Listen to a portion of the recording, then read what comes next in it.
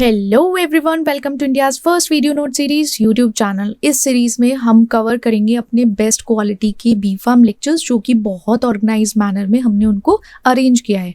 सारे सब्जेक्ट्स और टॉपिक जो अरेंज्ड हैं वो आपकी प्लेलिस्ट में है ऑलरेडी अवेलेबल, तो आप जाके चेकआउट कर सकते हो। और सारे वीडियो नोट्स के नोट्स का लिंक आपको वीडियो के डिस्क्रिप्शन बॉक्स में अवेलेबल है।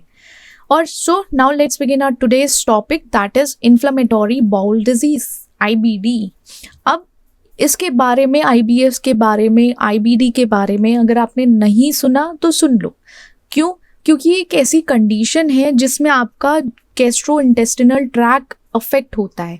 मतलब एक ऐसी क्रोनिक कंडीशन है जिसमें आपका जो GI ट्रैक होता है वो क्या करने, वहाँ क्या होता है, इन्फ्लेमेशन होता है। एक इन्फ्लेमेटरी कंडीशन है हमारी IBD। दो मेन टाइप्स के होते हैं, क्रोन्स डिजीज होता है या अल्सरेटिव कोलाइटिस होता है। दो मेन टाइप्स की हैं। सिम्टम्स रहेगा abdominal pain, diarrhoea, weight loss, fatigue. तो ये सारे किसके सिम्टम्स हैं? IBD के सिम्टम है।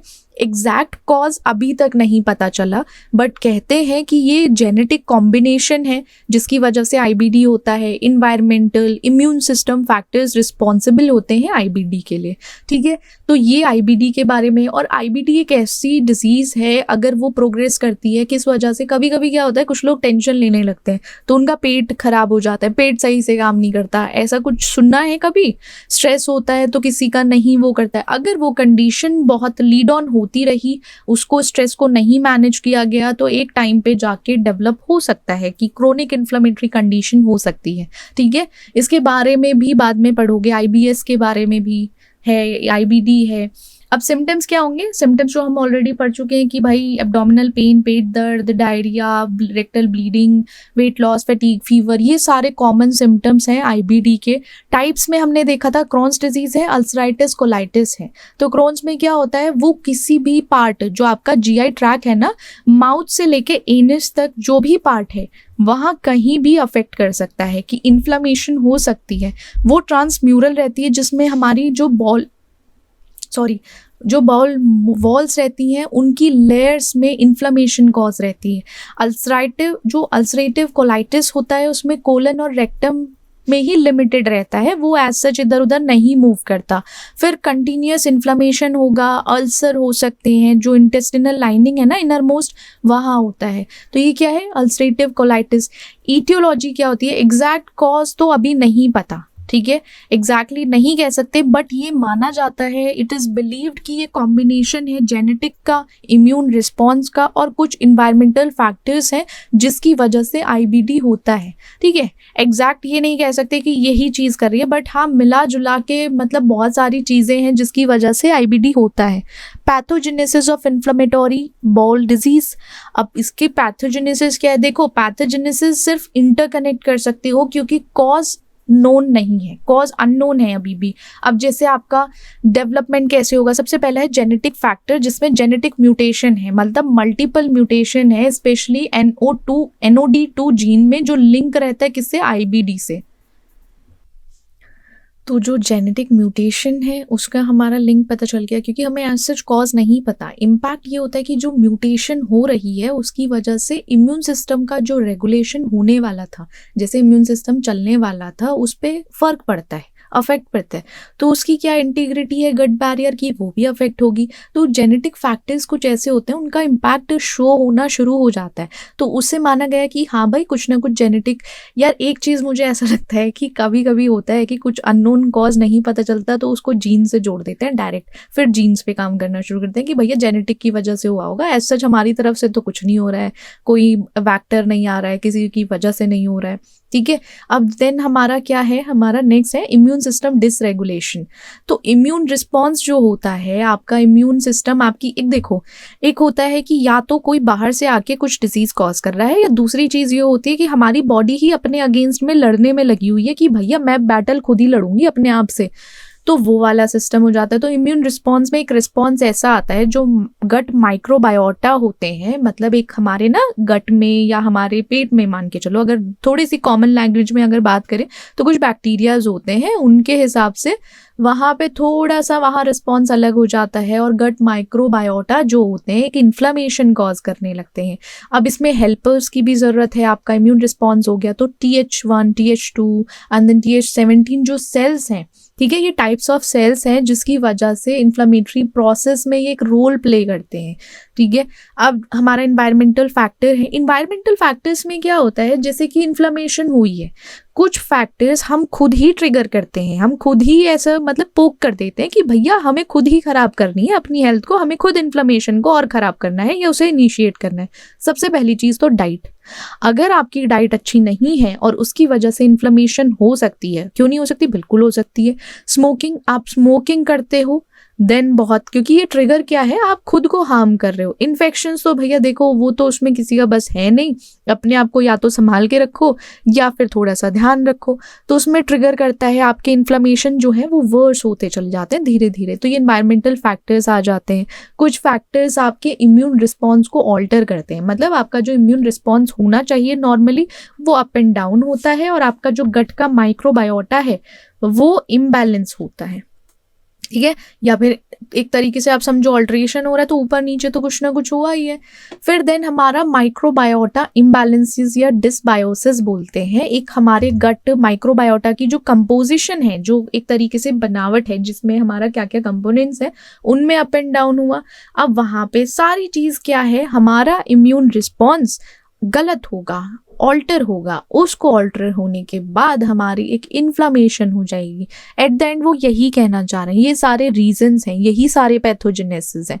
बैरियर डिसफंक्शन हुआ, परमेबिलिटी बढ़ जाएगी, इन्फ्लामेशन ट्रिगर होगा। वही चीज़ है कि कहीं ना कहीं आपका जो बैरियर है जो अलाउ कर देगा बैक्टीरिया को अंदर जाने के लिए, वो आपके म्यूकोसा जो मेम्ब्रेन होती है, मेम्ब्रेन में एक साइड से दूसरी साइड पास ऑन हो जाएगा। और जब पास ऑन होगा वो परमेबिलिटी बढ़ा रहा है ना कि आने जाने का रास्ता, जितने चेक पोस्ट थे, नाका वाका थे, सब निकल जाओ भाई। अब जब ये निकल गए तो इन्फ्लामेशन ट्रिगर होगी, पेनिट्रेशन ट्रिगर हुआ, फिर इन्फ्लामेटरी रिस्पॉन्स आएगा। तो ये सारे क्या हो गए, जो बैरियर था उसका डिसफंक्शन हुआ, डिसफंक्शन से ये सारी चीज़ें at the end inflammatory response में पहुंची। अब देन आपका ये एक, अगर इसको समझना है थोड़ा सा पैथोजेनेसिस को, तो ये एक फ्लो चार्ट है, इस हिसाब से भी इजीली समझा जा सकता है और इजी वे में आप इसे याद भी कर सकते हो। फ्लो चार्ट बहुत इजी होते हैं, एक से दूसरे तक पहुंचना, दूसरे से तीसरे तक पहुंचना, तो इजी हो जाता है। ट्रीटमेंट क्या होता है, जो IBD है वो फोकस करता है जो इन्फ्लामेशन हुई है या जो स्वेलिंग हुई है या इन्फ्लेम्ड हुआ है कहीं भी, तो उसको कम कर सके, साथ ही साथ जितने साथ ही में सिम्टम्स आते हैं, ठीक है, सिम्टम्स को कंट्रोल किया जाए।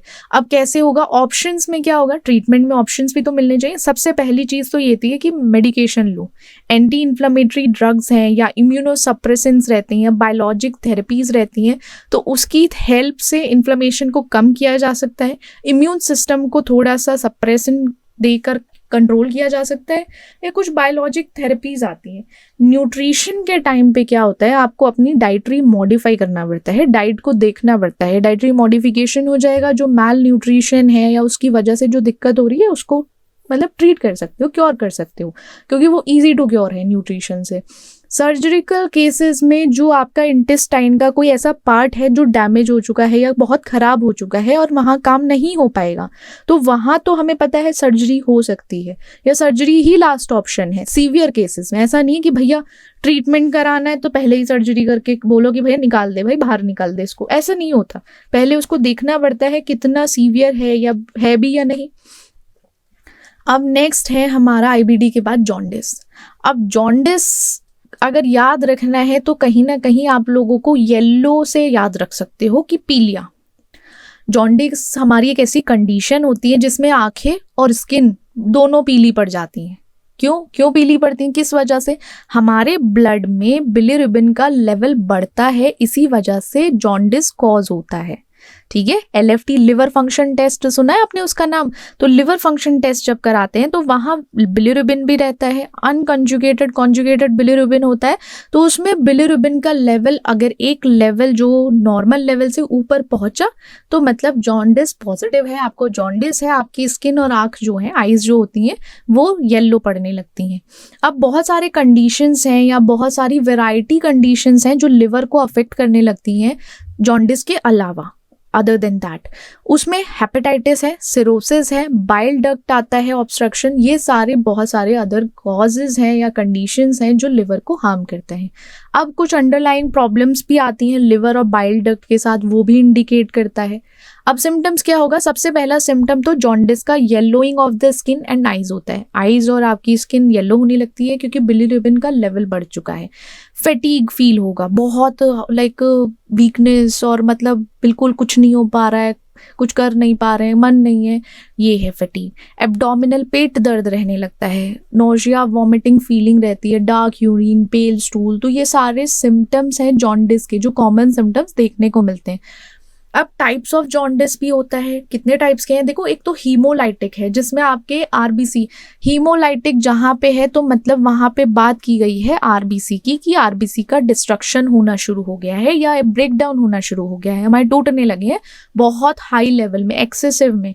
हिपैटोसेलुलर में जो हमारा हेपैटिक है मतलब लिवर है, तो उसके सेल जो होता है वहाँ पे काइंड ऑफ स्वेलिंग देखने को मिल सकती है, इन्फ्लेमेशन हो सकता है।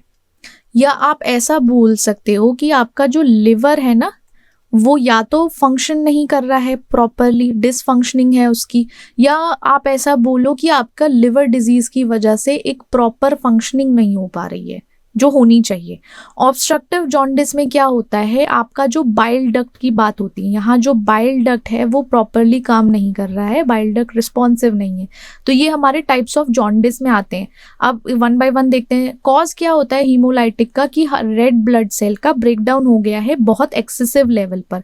अब मैकेनिज्म में क्या होगा, आपके आरबीसी डिस्ट्रॉय होना शुरू हो जाते हैं जिसकी वजह से बिलिरुबिन का प्रोडक्शन, जो बिलिरुबिन बनने वाला था वो बहुत हाई लेवल चला जाता है, मतलब बढ़ने लगता है, जिसकी वजह से हमारे जो लिवर की कैपेसिटी है, मतलब हमारे लिवर का एक कैपेसिटी है कि उसको कॉन्जुगेट करे और एक्सक्रीट आउट कर सके, मतलब उसको प्रोसेस कर सके एक तरीके से जिस हिसाब से बिलिरुबिन होना चाहिए, बट वो नहीं हो पाता। और जब नहीं होगा और एक्सक्रीट आउट नहीं होगा तो क्या होगा, वो आपकी बॉडी में रहेगा।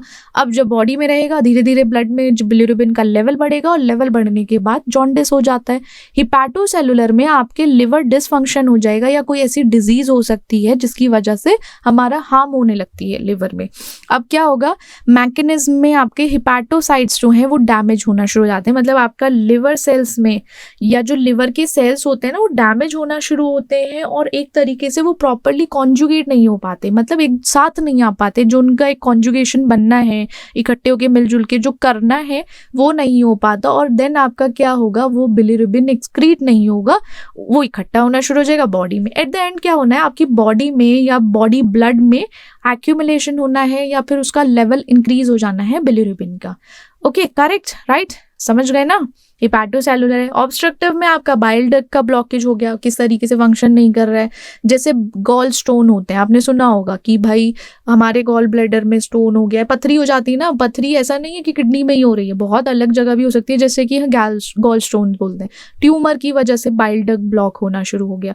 तो जब ऑब्स्ट्रक्शन होता है उसको प्रिवेंट करने के लिए, जैसे बाइल है या बिलिरुबिन बोल दो, तो वो एक्सक्रीट नहीं होता इंटेस्टाइन में नहीं जाता, वो क्या होता है उल्टा ब्लड में इकट्ठा होना शुरू हो जाता है। और जब वो इकट्ठा होता है तो उससे ब्लड में बिलिरुबिन का लेवल बढ़ने लगता है, और लेवल बढ़ता है तो फिर क्या होगा, ऑब्स्ट्रक्टिव जॉन्डिस हो जाएगा। तो ये सारे अंडरलाइन कॉजेज हैं टाइप्स में। ईटियोलॉजी क्या है, सबसे पहले तो हमें समझना है कि एग्जैक्टली कॉज क्या है जॉन्डिस का। तो 3 कैटेगरीज में है। हमारा प्री हिपैटिक हीमोलाइटिक है, जिसमें कंडीशन क्या होगी, हीमोलाइटिक एनीमिया या सिकल सेल डिजीज है। इफेक्ट ये होता है आपका आरबीसी का ब्रेकडाउन बढ़ जाता है। हमने देखा था ना हीमोलाइटिक जॉन्डिस में क्या हुआ था, आरबीसी का एक्सेसिव में ब्रेकडाउन होना शुरू होता है, उसकी वजह से बिलिरुबिन का प्रोडक्शन जो है, बिलिरुबिन ज्यादा सिक्रीट होता है, ज्यादा बनता है, ज्यादा उसका प्रोडक्शन होने लगेगा, और जैसे बढ़ेगा तो उस हिसाब से ब्लड में लेवल भी बढ़ जाएगा उसका, तो वो हमारा कॉज करता है। हिपैटिक में क्या होता है, हेपेटाइटिस कंडीशंस होनी होगी, आपने बहुत लोगों ने कि यार इसको हेपेटाइटिस बी हो गया है, तो उसमें इन्फ्लेमेशन होती है, ठीक है।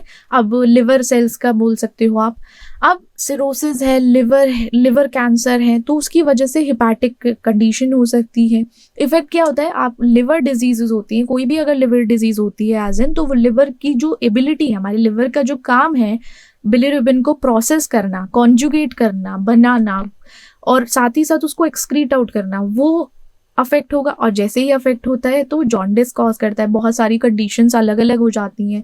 पोस्ट हिपैटिक या ऑब्स्ट्रक्टिव भी बोल सकते हैं, जिसमें गॉल स्टोन है या पेनक्रियाटिक कैंसर है, पेनक्रियाटिक कैंसर कंडीशन हो गई या फिर गॉल स्टोन की हो गई, तो उसकी वजह से पोस्ट हिपैटिक है। इफेक्ट में ये होता है बाइल डक्ट जो है वो ऑब्स्ट्रक्शन होता है, ये ऑब्स्ट्रक्शन हुआ बाइल डक्ट का और बिलिरुबिन का एक्सक्रीशन होने से बंद हो गया, मतलब वो बाहर नहीं निकल पाया उस हिसाब से।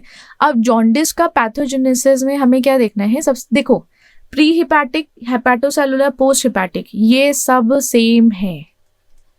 कुछ उसमें जो हम ऊपर पढ़ के आए हैं वही सारी चीजें हो रही हैं और कुछ नहीं होता। आपका बिलिरुबिन का प्रोडक्शन बढ़ेगा, यहाँ लिवर फंक्शन में इम्पेयरमेंट होगा और बाइल फ्लो का ऑब्स्ट्रक्शन होगा, रुकावट आएगी, ठीक है, यही चीज है। तो इस फ्लो चार्ट से आप समझो, जैसे जॉन्डिस है, आरबीसी का ज्यादा ब्रेकडाउन हुआ, हिमोलाइटिक कॉज हुआ, इम्पेयर्ड हुआ लेयर का तो हिपैटोसेलुलर डाइजेशन हुआ, देन आपका ऑब्स्ट्रक्शन हुआ तो ऑब्स्ट्रक्टिव जॉन्डिस हो गया। तो ये पैथोजेनेसिस है जॉन्डिस की। ट्रीटमेंट में क्या होगा, अगर आपका कुछ भी है तो ब्लड, हीमोलाइटिक जॉन्डिस में blood transfusion is the only option या फिर मेडिकेशन। देन हिपैटोसेलुलर है, तो अगर ट्रीटमेंट करना है तो ब्लड ट्रांसफ्यूजन एक ऑप्शन होता है हीमोलाइटिक में, क्योंकि आरबीसी की अगर हम बात करें तो। हिपैटोसेलुलर में अगर हमें लिवर डिसफंक्शन का बात करनी है, हमें उसको ठीक करना है, डिसफंक्शनिंग जो हुई है, तो वहाँ पे एंटीवायरल होता है मेडिकेशन हेपेटाइटिस के लिए। लिवर ट्रांसप्लांट देखो सीवियर केसेस में जाता है कि बहुत हाई लेवल जॉन्डिस हुआ है कि वहाँ मतलब ऑलमोस्ट लिवर जा चुका है, देन होता है कि ट्रांसप्लांट ही ऑप्शन है। ऑब्स्ट्रक्टिव जॉन्डिस में आप क्या कर सकते हो, जैसे गॉल स्टोन हुआ तो क्या करोगे, गॉल स्टोन को उसको रिमूव करा सकते हो सर्जिकली, स्टेंट डल सकते हैं बाइल डक्ट में, लिवर में भी स्टेंट डलते हैं, लिवर की भी बाईपास सर्जरी होती है, तुम लोगों को पता है ये चीज, चलो अच्छा है पता है तो हाँ उसमें भी होता है, स्टेंट डलते हैं ब्लॉकेजेस को हटाने के लिए, ब्लॉकेजेस को एक तरीके से क्योर करने के लिए, तो ये होता है। अब हेपेटाइटिस है, हेपेटाइटिस टिस आ गया भाई, हाँ, तो टिस रेफर करता है इन्फ्लेमेशन। वो हमने बात की थी ना कि टिस जहाँ भी होगा वहां पे हमें आंख बंद करके क्या करना है कि यहाँ इन्फ्लेमेशन हुई है। और हेपेटाइटिस हिपैटिक की अगर बात करें तो कहीं ना कहीं लिवर से रिलेटेड है, तो कहाँ हुई, किस जगह हुई है, लिवर में इन्फ्लेमेशन हुई है किसी वायरस की वजह से। अल्कोहल कंजप्शन आपने खूब पी है भैया दारू, ऐसा समझो, ठीक है, अल्कोहल कंज्यूम किया है या कोई भी ऑटो इम्यून डिजीज है उसकी वजह से हेपेटाइटिस हुआ है। देखो कॉमन सिम्टम्स हेपेटाइटिस के ऑलमोस्ट सेम रहते हैं जो जॉन्डिस में होते हैं, ठीक है, जॉन्डिस का सिम्टम भी आ सकता है, तो कंफ्यूजन होती है हेपेटाइटिस और जॉन्डिस में। अब हेपेटाइटिस भी बहुत टाइप के होते हैं, hepatitis A B C D E F, तो इस तरीके से 6 मेन टाइप हैं हेपेटाइटिस के या वायरल हेपेटाइटिस में। तो उसमें क्या होता है, उनका ट्रांसमिशन होना या ट्रांसमिट होना आपकी बॉडी में, और बॉडी में होने के बाद इन्फेक्ट करना, वो डिफरेंट रीजन या सोर्स मान के चलो हो सकता है। अब जैसे हेपेटाइटिस ए है HAV, तो उसमें क्या होगा, वो कंटामिनेटेड वाटर या फूड की तरह मतलब उसके थ्रू फैलेगा आप तक, जो ट्रांसमिट होगा या किसी पेशेंट में गया है, कैसे गया होगा, फूड उसने ऐसा लिया है जो कंटामिनेटेड है, खराब है, वाटर है वो भी, तो उसकी वजह से। हेपेटाइटिस बी में किसी का इन्फेक्टेड ब्लड था वो पहुंचा है, सीमेन हो सकता है या कोई भी बॉडी फ्लूइड रिस्पॉन्सिबल हो सकता है हेपेटाइटिस बी में। हेपेटाइटिस बी बहुत सीवियर भी चला जाता है कभी कभी। हेपेटाइटिस सी है, वो इन्फेक्टेड ब्लड के अगर कॉन्टैक्ट में आते हो या उसके कहीं ना कहीं आसपास होता है तो हो जाता है हेपेटाइटिस सी। डी जो होता है वो आपके ऑलरेडी इन्फेक्टेड, जो बी से इन्फेक्ट है ना, ये कोरिलेट करेगा बी से, कि अगर कोई बी से इन्फेक्टेड है और पहुंचा देन हो सकता है। ई में कंटामिनेटेड, ये हमारा ई जो होता है वो ए के सिमिलर होता है, हेपेटाइटिस ए के। और हेपेटाइटिस एफ जो है वो कैरेक्टराइज किया जाता है वायरस के थ्रू, ठीक है, जो मोड ऑफ ट्रांसमिशन रहेगा या इन्वेस्टिगेशन अगर देखी जाए क्लिनिकल सिग्निफिकेंस, तो वहाँ पे हेपेटाइटिस एफ जो है वो वायरस की तरफ से हो जाता है। ईटियोलॉजी हमें पता है कंटैमिनेटेड फूड या वाटर की वजह से होगा, या फिर किसी भी इन्फेक्टेड पर्सन का ब्लड है, कोई इन्फेक्टेड है तो हो जाएगा, ब्लड ट्रांसफ्यूजन की वजह से हो सकता है, बॉडीली फ्लूइड जो है उसकी वजह से। अब पैथोजेनेसिस क्या होता है, पैथोजेनेसिस में इन्फ्लेमेशन हुआ है हमारे लिवर का बहुत सारी वजह से या वायरसेस की वजह से, अब हेपेटाइटिस ए में फीकल ओरल रूट मान के चलो, अब अगर कभी भी आप कंटामिनेटेड फूड वाटर को इंजेस्ट करते हो, खाना या वाटर जो है वो पहले से ही खराब है, कंटामिनेटेड है और आपने खा लिया, तो क्या होगा, आपका वायरल जो है, वायरल का रेप्लिकेशन हो जाएगा लिवर में। इम्यून रिस्पॉन्स क्या करेगा, हमारा इम्यून सिस्टम एक तरीके से रिस्पॉन्स जनरेट करता है इन्फ्लेमेशन कॉज करके, ठीक है। लिवर को इन्फ्लेम्ड कर सकता है वो, साथ ही साथ उसको डैमेज भी कर सकता है, क्योंकि उसे लगेगा कि भाई कुछ तो प्रॉब्लम हो रही है, लिवर ज़्यादा ही कुछ एक्स्ट्रा काम कर रहा है अपनी साइड से। हेपेटाइटिस बी जो रहता है उसका ट्रांसमिशन होगा ब्लड, सीमेन और अदर बॉडी फ्लूइड्स। उसका इंजेक्शन की वजह से नहीं होता कि कंटामिनेटेड फूड इंजेस्ट कर लिया तो हो गया, नहीं, यहाँ पे ब्लड की बात होगी, सीमेन की बात हो सकती है, बॉडी फ्लूइड। अब यहाँ क्या होगा, आपके जो हिपैटोसाइट है, मतलब लिवर सेल्स जो हैं वो इन्फेक्ट होना शुरू हो जाएंगे, फिर वो जाके होस्ट जीनोम जो है वहाँ पे इंटीग्रेट, मतलब मेल जोल एक तरीके से जुड़ना, ये सब करना शुरू कर देंगे, और फिर उसकी वजह से लिवर डैमेज हो सकता है, इन्फेक्शन, क्योंकि एक इन्फेक्शन हुआ है ना, क्रोथिंग के इन्फेक्शन से सिरोसिस हो सकता है, मतलब लिवर डैमेज हो सकता है, फिब्रोसिस हो सकता है, तो ये सारे हेपेटाइटिस बी में होते हैं। तो हेपेटाइटिस जो बी है ना वो थोड़ा सा लाइक समझो खतरनाक है, डेंजरस है, कहा भी जाता है, सुना भी होगा कि यार उसको हेपेटाइटिस बी हो गया भाई, इस तरीके से क्योर भी हो जाता है, सच नहीं है कि इधर ट्रीटमेंट लिया जाए तो हो जाता है। हेपेटाइटिस सी है वो ब्लड की वजह से होता है, अगर नीडल शेयर की गई हैं, साथ ही साथ उसमें बहुत अदर चीज़ें उनको देखना पड़ता है। तो जैसे HCV है, हेपेटाइटिस सी जो है, उसमें RNA ना हिपैटोसाइट लिवर सेल में रेप्लिकेट होना शुरू हो जाता है, कि वो अपना रेप्लिकेशन शुरू कर देते हैं। अब जिसकी वजह से एक तो क्रोनिक इन्फ्लेमेशन, भाई इन्फ्लेमेशन होना शुरू हो जाएगा, फिब्रोसिस है, और अगर बहुत ज़्यादा बढ़ गया, प्रोग्रेस हो गया हेपेटाइटिस सी, तो सिरोसिस हो सकता है, हिपैटोसेलुलर कार्सिनोमा हो सकता है, मतलब कैंसर भी हो सकता है आपके लिवर में एक तरीके से, मतलब कार्सिनोमा है तो वो चीज़ समझ गए ना, पैथोजेनेसिस में किस तरीके से लीड ऑन होती है, प्रोग्रेशन होगा किसी भी डिजीज़ का या कोई भी होगा तो वो कहीं ना कहीं जाके फेटल हो सकता है। हेपेटाइटिस डी है वो भी ब्लड की वजह से होता है। Hepatitis E faecal oral route है, क्योंकि वो कोरिलेट कर रहे हैं ना कि हेपेटाइटिस ई जो है हमारा ए से है और हेपेटाइटिस डी जो है वो बी से है, तो ये हमारा पैथोजेनेसिस है। ट्रीटमेंट क्या ले सकते हो, सबसे पहली चीज़ तो एंटीवायरल मेडिकेशन होती हैं वो यूज़ की जाती हैं हेपेटाइटिस बी में। हेपेटाइटिस ए और ई में क्या होता है, स्पेसिफिक एंटीवायरल ट्रीटमेंट नहीं है, बट हाँ सपोर्टिव केयर रहती है, रेस्ट करो, हाइड्रेट रहो, पानी पियो, हाइड्रेट तो रहना ही रहना है सबको, चाहे कुछ हो या ना हो, पानी बहुत ज़रूरी है हमारी बॉडी को। अब डायरेक्ट एक्टिंग एंटीवायरल्स होते हैं जो हेपेटाइटिस सी में यूज़ करते हैं इन्फेक्शन को क्योर करने में, और HDV में उसको कंट्रोल किया जाता है इन्फेक्शन को। प्रिवेंशन के टाइम पे वैक्सीनेशन, सेफ प्रैक्टिस की जाए और हाइजीन, ये सब मेंटेन किया जाए, देन हो सकता है कि उसको अच्छे से क्योर कर सके हेपेटाइटिस को। अब एल्कोहलिक लिवर डिजीज़ आ जाती है। अब ये डिजीज़ के बारे में तो तुम लोग समझ गए हो, जो लोग ज़्यादा पीते हैं, ज़्यादा अमाउंट में अल्कोहल को कंज्यूम करते हैं तो उनका लिवर डैमेज होता ही होता है। अब कुछ लोगों को लगता होगा कि यार जो लोग पीते भी हैं बहुत साल तक जीते हैं, ये है वो है, बहुत बहुत हैं, सबके पास बहुत सारे कहने के लिए बातें ज़रूर हैं, बट जिसको हो गया अल्कोहलिक लिवर डिजीज़ ऐसे तो होगी नहीं। अब जब लिवर अल्कोहल का कंजप्शन इतना है कि भाई दिन रात तुम पी रहे हो, मतलब चढ़ा रखी है पूरे टाइम, तो क्या होगा, आपका लिवर डैमेज हो जाएगा। एक टाइम तक ही लिवर लेता है कि भाई चल ठीक है जो कर रहा है, वो होता है ना कि भाई जो करना है कर ले, मार पीट ये वो, बस एक टाइम पे आके वो होता है कि भाई चलो ठीक है अब वायलेंस ही होगा। तो लिवर का वायलेंस है लिवर डैमेज करके। 3 स्टेज में जाता है अल्कोहलिक लिवर। सबसे पहले तो फैटी लिवर होता है, आपने बहुत कॉमन सुना होगा फैटी लिवर के बारे में, या स्टीटोसिस भी बोलते हैं उसको। देन आपका अल्कोहलिक हेपेटाइटिस है, देन आपका सिरोसिस है। 3 स्टेजेस में जाएगा तब जाके आपका अल्कोहलिक लिवर डिजीज का कैरेक्टराइज हो जाएगा या कैटेगराइज हो जाएगा।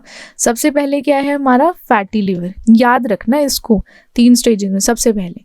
फिर उसके बाद आपका अल्कोहलिक हेपेटाइटिस, मतलब अल्कोहल की वजह से इन्फ्लेमेशन हो रहा है आपके लिवर में, हेपेटाइटिस। देन सिरोसिस, ये तो भाई खतरनाक होता है थोड़ा सा, 1 मिनट।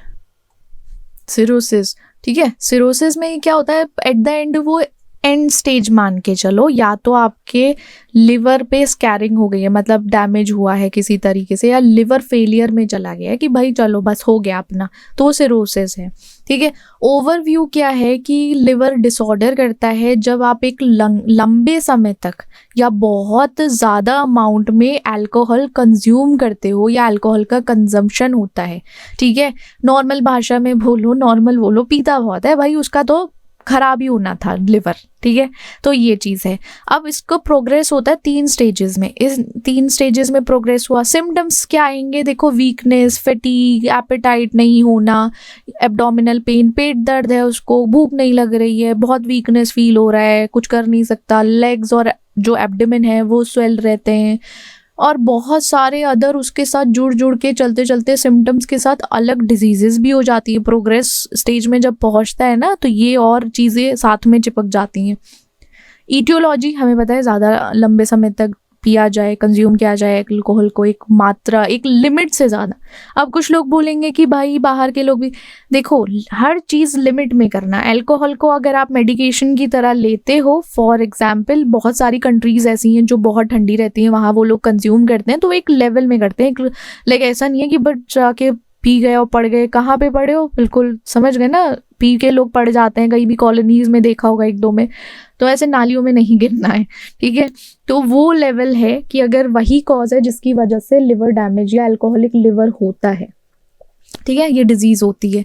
अब कुछ अदर फैक्टर्स भी आते हैं, या तो आप ओबेसिटी हो, ऐसा नहीं है कि अल्कोहलिक लिवर डिजीज कभी कभी बिना अल्कोहल पीने वालों को भी हो जाती है। जो लोग बहुत कह रहे थे ना कि भैया हमारे तो जान पहचान में है अल्कोहल पिए बिना ही भाई उनको अल्कोहलिक लिवर डिजीज हो गई है, नहीं, कुछ जेनेटिक प्री डिस्पोजिशन भी होती है, न्यूट्रिशन में होता है। और जेंडर की अगर बात करें तो फीमेल्स में बहुत कॉमन है अल्कोहलिक लिवर डिजीज, तो फीमेल्स को थोड़ा सा अल्कोहल अवॉइड करना चाहिए, ना पिए तो अच्छा है, अपने आप को अच्छे से संभाल के रखें लंबे समय के लिए। अब पैथोजेनेसिस है अल्कोहल लिवर डिजीज का, उसमें क्या होगा, ज़्यादा पीना शुरू कर दिया तो अल्कोहल फैटी लिवर हो गया, ज़्यादा लिया तो फैट मेटाबोलाइज नहीं हो पाया, मेटाबॉलिज्म नहीं हुआ तो उसमें एक तरीके से एक्यूमुलेशन हो गया, फैट इकट्ठा हो गया जाके लिवर सेल्स में, और इकट्ठा हो गया तो वहाँ पे उसने लिवर को इन्फ्लेमेशन या डैमेज करना शुरू कर दिया। अल्कोहलिक हेपेटाइटिस में इन्फ्लेमेशन हो सकता है, जो लिवर सेल्स हैं वो उनकी स्वेलिंग हो गई, इन्फ्लेम्ड हो गए, या फिर नेक्रोसिस बिल्कुल ख़त्म हो गए, डिस्ट्रॉय होना शुरू हो गए, सेल डेथ होना शुरू हो गई हिपैटोसाइट्स में।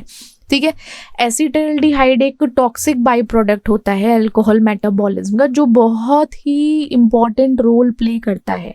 ठीक है, अब सिरोसिस है, सिरोसिस में इन्फ्लेमेशन बहुत हाई लेवल की होती है कि इन्फ्लेम्ड हो गया है, लिवर का पूरा बनावट ही खत्म होती चली जा रही है, बनावट खत्म हो गई, एक तो लिवर डैमेज हो जाएगा, लिवर डैमेज के साथ कुछ ऐसा हो सकता है कि आपका लिवर रिस्पॉन्ड ना करे, ये चीज़ें हो जाती हैं सिरोसिस में।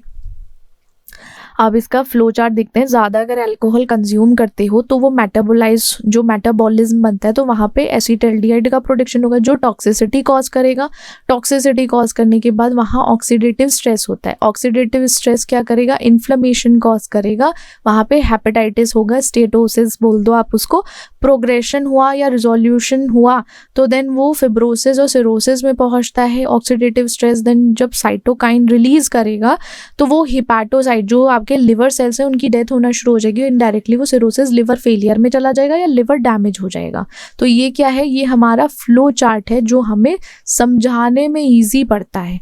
ट्रीटमेंट क्या होगा कि भाई पहले तो अल्कोहल को पीना बंद कर दो, ठीक है, डायरेक्ट लेमन लैंग्वेज में बोलो भाई पीना बंद कर दो, दारू वारू ना पियो तो अच्छा है। उससे अच्छा है कि ट्रीटमेंट, सबसे पहला ट्रीटमेंट तो यही है, जो कॉज कर रहा है, जिसकी वजह से हो रहा है उसको ही हटा दो।